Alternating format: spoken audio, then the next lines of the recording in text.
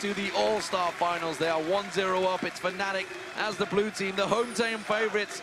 The crowd was silent before. They are back again supporting the European hopefuls, but SK Telecom T1 are a strong force to reckon with as the red team. Yeah, the early game was actually chess match kind of won by Fnatic last time because they were able to successfully secure 3 buffs, but then they very quickly lost it as they were unable to support Soaz at his interior turret when he roamed to the bottom lane and he ended up getting killed. So that was that as far as the early game, and once SKT had the edge, they closed it. Well, SKT looking at creating something here. Remember, Fnatic started off very well, managed to steal away the buffs early on in the previous match, and maybe looking to do the same again with Cyanide hanging in there, but he's got to be careful he doesn't get caught too close. Impact being the wise one to show, say, hey, I'm on my own up here. Yeah. Come and poke me in this bush. No, SK Telecom all there. Will Mandu manage really to get close. in. Throws the death sentence out. Had to level up Spell Shield to block it off. That kind of hurts. Nocturne gets a lot of pop out of his Q at level 1. He also oftentimes liked to go E second as well, so that could very well slow down the jungle just because he was doing his defensive duty. It was a very nice angle Mandu took. Well, Faker's now actually shown himself. 4 members of Fnatic close by, but look at that. SK Telecom back in force. They get on Yellowstar, has to flash away straight out from that one. And that is one summoner spell down. And a little bit of health for Rekkles as well, as they very quickly try and scatter into lanes. There's a lot of recalls going off right now. You can see Impact going back to base, Yellowstar going back to base, even though he doesn't have his flash. And yeah, absolute lane swaps coming on right here. They do not want standard lanes. Talk to a lot of Koreans as well about kind of exactly why they lane swap. And sometimes if there's just a chance that they lose the lane 2v2, there's no reason to do standard lanes. And that could potentially be what Fnatic is thinking right here. Cyanide find a friend. Trying to find a friend, but as you mentioned earlier on, he has got a level advantage over Impact. He does force Impact away with that blue buff as well on. Quite happy to burn those spells, but that does give the information to Bengi. Bengi knows he's going straight towards the red buff alongside Pumandu. Yeah, that was what happens with lane swaps. Your lane support helps out the jungler. He's going to want to smite that away without getting too low. Impact's got to be careful. Yellowstar was with him. There was a ward to give them the knowledge, though. And as you mentioned, SK Telecom, alongside Pumandu, will just steal themselves their own red buff away. So as not really looking to get involved in that one. And you can see the Twitter vote there. No surprise, but it is a pretty close one right now. 53% of you.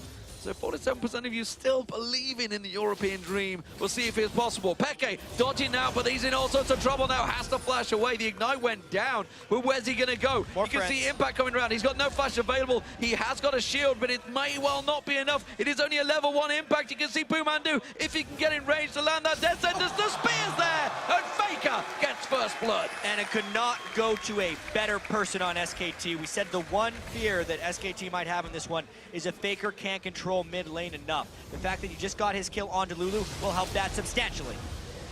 Cyanide in trouble. He's going to get caught out. One more hit. No, exhaust is used, but it doesn't matter. Bengi gets the kill, nevertheless, with Taste of Fear. It couldn't have started worse so far for Fnatic. Maybe they can try and lay a trap and get something back. Oh no, Pumandu. Oh, he's going to go in the bush. They may try and turn this one around. Soaz does come in, but the death sentence on Rekkles is not going to be enough. Pumandu will go down, and Yellowstar gets the first kill. That had to need to go to Rekkles. But at least they got a kill, is the big thing in the early game here. They're down 6. Well, they only got 4 in the last game, if you're going to look at it that way. 20% of the kills in the series. All right, then. But quite honestly, that gives a little bit more time for Rekkles and Yellowstar to farm up in the top lane. Because Yellowstar went for the gold generation item early, it'll either make him a faster jump to a Sightstone, or he can actually upgrade that to a Targon's much sooner, so he gets faster gold generation. It basically doubles in effectiveness right away. So it's not a terrible thing for the support to take the kill. Well, the red camp was not cleared out by Bengi last time he was down there. Cyanide will clear that out and reset that timer, so that's going to be up just shy of 10 minutes. So we'll see how that plays into effect when the rest of the Telecom are in that jungle next time around. So Impact, he's not really been in that top lane at all so far, still hit level 2, and of course got that 2 support kills already, so actually not doing that bad despite the fact he's pretty much been in the jungle the whole time. Yeah, as far as being involved on an early game Shivani, you don't really think he's going to be able to do that. Just to be involved in those kills. And I'm really impressed, D-Man, by SKT's early game strategy, just because that was honestly their weakness a while ago. And they've kind of turned it into a strength here at the All-Star Invitational. I think back to last year's Worlds where they were getting turret dove early and 3v1s and didn't know how to deal with things. They seem to know how to deal with everything substantially better than their opponents. The flash burn there, so as you got to question why he even went in for that one. The moment Bengi showed himself, though, he was getting the hell out of dodge. That could well be the first turret of the game. Meanwhile, Fnatic trying to do the similar in this top lane. So both these top and bottom turrets going down to the 3-man stack of the teams. Yeah, delayed fast push actually from SKT. They just finally sent the extra person down to that lane. They overpowered 3v1, and both teams ended up trading turrets. 80 carry farm is still pretty close. All the farm is actually very comparable. It's just that quick early kill that they were able to get. Okay, putting some good damage on that middle turret, honestly, in the time that Faker was away. That's taking it down to half hit points. That's a very important turret this early on. Yeah, and you can see vision control-wise, though, SKT already going for an extra sweeping lens. Bengi has swapped it out. He has been the vision control master throughout his career and stepped up in this event in particular to have more of a kill presence in the game, not struggling nearly as much as he was over in Korea. So just a vision emphasis for SKT. Pink ward and regular ward being pounced around and placed by Faker. Oh, we've seen a number of Threshes coming out with those boots of mobility. Pumandu no different, zipping around the map, making sure ward coverage is in the right place at the right time. And as you mentioned, their coverage has been immaculate, and it's actually possibly been something we could definitely level towards Fnatic. Yeah. Maybe being a problem, but look at this, they're setting up for a very early Dragon, 7 minutes in. Yeah, and it's because they've been able to create a lot of vision priorities, and this is not necessarily about buying wards, it's about killing the enemy wards and knowing where to place your wards to get yourself safe takes, like this Dragon. Is SOAS lingering? He hasn't got any smite, so I'm not too sure. It's just simply trying to desperately do something there with the Sonic Wave. Had no lane to go to, so had to just stick around. Faker, meanwhile, in this mid lane, keeping up very well in farm with Becky. Becky just gone back to get himself the Chalice of Harmony. That's going to be a problem for SOAS as well. It was this problem in game one, it's a problem right now. He doesn't have a lane. It's what SKT has done against every top laner at the All-Stars, is they've made them lost. They've taken away their place in the game while still keeping a place for Impact in most situations. And it's allowed them to destroy people. In this game, Impact is behind, so to speak, but it's more important, I feel like, that SOAS is behind early since he is on that Lee Sin. Very low here, trying to hold the blue buff for Becky to get around. He's like, buddy, mind helping me out here? There is the shield going down. So, Reckless just went back, got himself the Bilgewater Cutlass, and has got a good farm push at the start. He got himself the assist as well in there, 10 CS advantage briefly over Piglet. We'll see how long that stays, though, because he's returning back towards the top lane, so both AD carries not going against each other this early yet. At least Reckless is getting a pretty decent amount of farm here.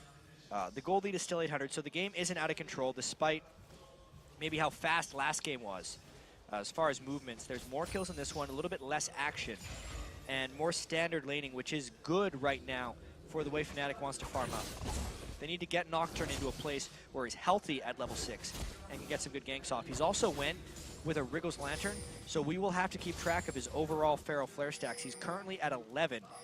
Whether he transitions that before or after the 20-minute mark will actually have a pretty big impact on this overall game.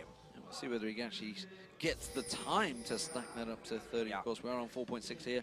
Pumandu warding, sweeping, keeping the coverage, the vision. Bengi is joining him as he starts to push in towards his bottom lane, trying to find SOAS, hoping that he was at those golems instead. Cyanide does use that smite to take down the large Wraith, and well, 5 members for a moment actually in the bottom half of the jungle. Cyanide is going to spell shield that off. Quick pounce in there, forces the flash out. SOAS has to safeguard in to block those void spikes. And SK Telecom, 5 members for a brief period in the lower half of Fnatic jungle. And there's actually not many objectives for them to take down there right now, considering the jungle was completely cleared out and they actually had a timer on the red buff. So I tell a lie, that was a nice invade. They cleared out the jungle so they can get the timer and steal that away, delaying Cyanide's Feral Flare as well as taking the Strut away. And buying time for Piglet not only to get free farm, but to start putting some serious damage onto this turret. Now 3 members will move on down here. And that is going to be a free turret for SK Telecom. Meanwhile, in the top lane, Impact's doing what he can to keep Fnatic away from it, but I don't feel they're going to take it with this wave. Yeah, a little bit behind, though, is Fnatic right now. They're a little bit later to this top lane. Lee Sin arrives, Impact hits level 6. He could maybe even think about ulting if he needs to escape here. He ults in for the damage and for the wave clear. Perfect timing. Nicely done. Impact clears that wave straight out, forces Fnatic back for now. But Bengi is already in that top lane. Piglet is coming around there. Peke goes aggressive on Faker, but he's not too worried about that one. Just pounces back behind his turret and heals himself up. So as he's looking to just create something, he has finally hit 6, so that kick could be used, and that's maybe what he's going to try and level up here on towards Faker. He's going to step towards him. The wall. He comes across, there's the wall kick straight into a wild growth, but that's not combining. The Glitterlance flash follows, the Ignite comes through, but they can easily cover that one off. Now Reckless is in trouble in the top lane. This is just going to barrel out of control, and again, it is Fnatic that will pay the price. This time it's a double kill for Bengi. They did get the mid turret. Paranoia comes out, Faker in trouble. Cyanide on the tower will go down. He got Faker down for the price. Actually, it was Becker that picked up the kill. But yeah, Faker got one back. When you look at the overall map, it's 3 kills to just 1 kill. And you also need to think the Piglet's going to be pushing the top lane. But let's take another look at this fight up top. This was proper pink ward placement by SKT. As soon as Reckless tried to juke around with that ultimate, Pumandu put that pink ward right there. There's no way he could make any sneaky moves. Even if they didn't put the pink ward down, they probably would have had him dead to rights. And the Boomerang Blade doing the full damage as he tries to roll out of it, tumble away. Wasn't to be. Big advantage building. It is still only 2-2 in turrets. The middle turret still standing for Fnatic. That top turret did not go down to Piglet either, so I feel they maybe could have taken that advantage, but they didn't need to, honestly. They have a 2,000 gold lead now, 5-2 up in kills, and Peke missing the Glitterlance once again on Faker. We saw how many shots he dodged earlier on. That red camp again, it was not cleared out on that invade. We talked about how they managed to get in there twice now. Soaz, though, he's having problems. At least Fnatic's going to have a timer on their own red buff at this time. They're still only down 1,500 gold, which isn't an insurmountable lead, but it's not like they have a hyper-scaling late-game team. They're going to need to find some vision control so they can force good things, because once again, just like in Game 1, they're reacting to everything that SKT does to them, as opposed to making their own moves. 5 members of SK Telecom in that top jungle now. So as spotted the danger early because Pumandu showed himself from that tri-bush, and that will be the top turret going down. 3-2 in turrets, and again, objective control for SK Telecom is strong as they invade and take away every little resource from that jungle. Fnatic trying to do the same, though. They are on the blue buff and pushing them towards the bottom turret as well. Well, this is at least a good move for them. They knew their blue jungle was compromised, so they decided to take the blue jungle of SKT, and there is also a mid lane push going on. So Fnatic actually taking a pretty nice move here as long as they can get it unscathed. This has crushed them in the past. Well, in the mid lane, Piglet is rotated down there, straight in, pushing in towards the middle turret. We'll see whether Reckless, he does manage to close his turret down. That's 3 for 2 now, 3 for 3, sorry. And a look across, it is 3 for 3. Peke is not going to get caught out by a spear from Faker. And that middle turret will stand its ground, but Dragon is now up. And teleport down on Soaz, up on Impact. There would be potentially a Lee Sin kick soon to stop that, but the Dragon is going down so fast. I mean, this could be a time for Cyanide to try a steal. No, he doesn't even have his ultimate up. No, doesn't have Paranoia. Will be quickly smited out by Bengi. Spear catches up now, though. Well, there's Paranoia. They go in. Wild Growth was used as he dashed in there. He will get the Paranoia off, but Faker is in Cougar form and will be able to pounce away from this one. Peke can't quite get close enough to land that pick, but they're trapped. They are trapped, as you say. Beautifully done by Pumandu. Throws that box down. Where are you going to go, Fnatic? You've got nowhere to run, nowhere to hide. Reckless does get himself one, but at what price? That's the question. Piglet's going to get focused on. He gets one down. Cyanide manages to turn it back around. Reckless manages to tumble to danger, but Faker's in chase. Cyanide's in trouble. Faker's going to close in towards him. Fake himself gets the kill. Oh, no, it's a double spear from Faker. And that is not what Fnatic needed. A tricky play turns a little bit sour right there for Fnatic. They lose 3 once the teleport is burned. And this top lane was all about Soaz trying to stop Impact as he goes hard for Soaz as the ultimate hit, and then he kicks him away, and with the kick down, Impact would be free to teleport into that bottom lane. Unless Impact actually continues to chase. I'm not sure what happened here. Oh, get the kill? Oh, no. Where's he going to go now? All right, and then he teleported in for the end of the fight. Just about in the end there. So, Soaz throws out a few jukes, but unfortunately for him, the rest of his team were caught out and locked up, and that was really a beautiful ultimate from Pumandu just to completely lock them in position. It really was in that last fight. They trapped them in the jungle, and Soaz, again, nice kick. Nice kick, safeguards away, gets out of danger, but look at this, Pumandu's coming in, and Lantern thrown out the back, pulls in Bengi once again, and this time Soaz has no tricks in his bag to get out of the danger. He will go down to Bengi.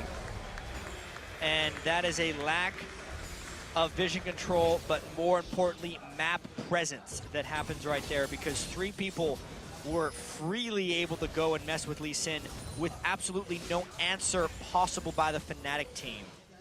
You got to feel that this is once again playing into the hands of SKT Telecom. Oh, Zenith Blade not landing. Yellowstar going blindly into that bush, realizing Pumandu and Piglet both there. They wanted to lock down that AD carry. He caused so many problems last game on Twitch that may well be a little too prevalent in their minds. Faker, meanwhile, with that blue buff, is starting to toss out the spears, and we know what happens when a Nidalee gets ahead in a game. Flank right here. This is Fnatic's chance to try and get something. They have a 4v5 with no teleport. SKT retreats immediately, and they're going hard, but they miss it. Oh, everything thrown out, everything missed out there. They didn't go solar flare. Actually, I tell a lie, they did go solar flare. We didn't quite see it on the screen, but it was already used up, and now Soaz is in trouble. He has to step away. Impact, so confident in his team, doesn't even bother moving. And he's just forcing Fnatic to go elsewhere because SKT disengaged so well. Didn't even have to burn Sivaralt. Now they push down mid lane. Pekka gets hooked! Oh, Pekka hooked in. Wild Growth comes out. You see the paranoia pops in towards there. Cyanide goes down to Faker. Yellowstar in trouble now. Piglet can pursue on towards him. The boomerang blades will not quite be enough, but the tower went down. Oh, quick sidestep of the turret. There's the tower going down. No spears. They're starting to cause problems. This game is going the wrong direction for Fnatic, but absolutely perfectly for SKT. 5 kills onto Faker, 4 kills onto their jungler Bengi, who is having a fantastic all-star event, and they are in complete control of the map and the series. Bengi really has answered some of the critics, I feel, and maybe gained some serious confidence that may have been lacking after going out of the OGN Champions and NLB over in Korea. We'll see, of course, how they perform when they move into the summer split of that tournament, but right now they have the All-Stars ahead of them and a potential place in the finals against OMG. Let's see if they can do anything to impact here. They do force the ultimate. D-Man, I think it's actually really important to note how long Fnatic has actually been around as a team, because we've seen so many big players, especially in North America and Europe, kind of come and go. And 4 of the 5 players on this lineup have actually been in the League of Legends scene since the Season 1 World Championship, which is not something you can say about many teams. No, I mean, you've obviously got Soaz and Yellowstar in there with Against All Authority, and of course, Cyanide and Peke.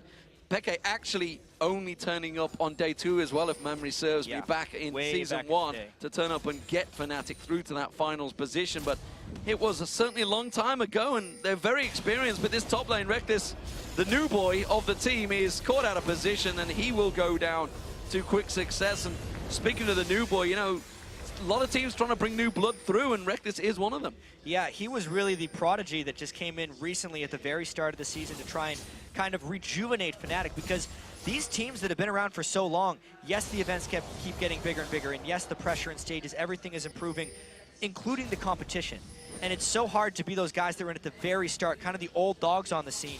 Fnatic are the oldest dogs when you actually think about it. You look at a team like TSM with recently all their roster changes, their entire Season 1 lineup is gone at the moment. Everyone is changed out, whereas you look at Fnatic, yes, it was just Cyanide and Peke on that Fnatic team, but the others were around on major teams way back then. Oh, Peke out of position. Wild Growth is not going to be enough. The solar flare goes down, but it is all too late. Peke had eaten one of those spears from Faker, and that was an easy turret. It may well turn into an easy inhibitor as they just keep pushing through. Yeah, teams like SKT, they have not been around as long, but they've been around a while, and they know how to deal with situations like this and close games. They know how to close games. That's going to be an inhibitor turret going down any minute now. This will fall. Piglet plus the damage down. The inhibitor will follow, and honestly, they may keep going. Teleport going out from Impact. He's off. He's going to defend that top turret because Soaz was trying desperately to get on towards that inhibitor turret of his own. It will get backed off. He's going to have to kick Impact away, but look at Faker. He's making tracks across the map, closing the gap. And it's all about if he walks over Ward, then they'll know where he is. There's the Ward. They know exactly where he's going to be. Faker can head him off. Yeah, he's going to run straight across. Oh, the spear is almost enough to do the job right there. Where's he going to go? Burnout from Impact. Who will get the kill? It's going to be Impact. Oh, no, Faker. I think he had an auto attack swinging through. Just followed him straight through. The Dragon as well picked up every single objective and kill, all going SK Telecom's way. I mentioned they only got 4 kills before. They've only got 4 kills this time around. Can they try and capitalize, get any more? Peke's going to go down. A pouncing Bengi once again comes in. Cyanide tries to get themselves a 5th kill on that board. Piglet may well be that man. Yellowstar taking down the side there. Piglet's still alive, just about. Finally goes down. Reckless gets himself the condemn on Faker, but it is another kill for SK Telecom and another trade in their favor. They get their 5th kill, but it costs them 3 lives and even more pressure on the map here. 7 kills for Faker with a death cap. Piglet is crushing in items right now. Basically completed his 2nd and on his way to his 3rd. He's 3 items full, whereas Reckless isn't even at his 2nd one. This is a team in trouble in this game, if you look at Fnatic. And they are against such a fresh young team, honestly, in the form of SK Telecom. We'll go through it in a moment because this is, well, it was a clean, crushing replay. This was really just SKT catching Fnatic out of position, and then Fnatic desperately just trying to get back into the fight. If I'm Fnatic in this situation, you're down 8,000 gold, I do exactly as they do. You see people are low, you just go for the kills that you can get, hoping that turns the game around. Obviously, they go for the damage threats first. Piglet was so low, but it took them forever to kill him, and by that time, Faker melee Nidalee, as we've seen him do so many times when he gets ahead, just finishing them off because they just couldn't finish off the 80 carry in time. Bengi has so much damage, more Malmortius, he's got the Brutalizer in there as well as the Elder Lizard. He's just pouncing through his targets. 8-1-4, Impact pounces forward. Soaz caught out, safeguards away. Bengi's going to have that lead back available in just a couple of seconds. Doesn't fancy chasing, doesn't matter because Piglet just spins out his boomerang blade and catches him with the edge. Not the same performance that Piglet had on Twitch in Game 1, but that's because he's on Sivir. It's a much more supportive AD carry. The move speed and the assists are the critical thing to be paying attention to on Piglet right here. They're about to clean out their 2nd inhibitor of this young 23-minute game. Yeah, it's going to go down any second now, and SK Telecom, they're in the position with the super minions in that mid lane to close the game out right here, and may actually be one of the fastest games we've seen so far in All-Stars. Exactly, and it'll make for a very interesting finals with how strong SKT is coming into this. We were actually discussing backstage before we came on here, just how long has it been since like a North American team has made it into the finals of these big events, and it was really the early days of League of Legends where teams like the Fnatic, who won Season 1 World Championships, or even the old TSMs and CLGs, were the top of the international table.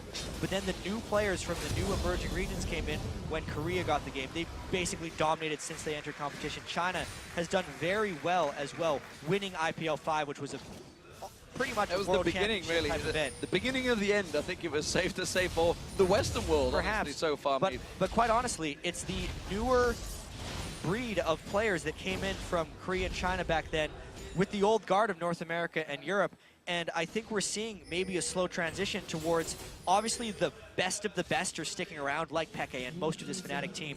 But so many of them who are mechanically just not able to keep pace with the players today, who have had so much, I mean, they're just younger. They've been playing, just focusing on their mechanics. They haven't been worried about the competitive game, and they've learned from everyone else. You know, you can only innovate for so long until you get mimicked and then innovated on again.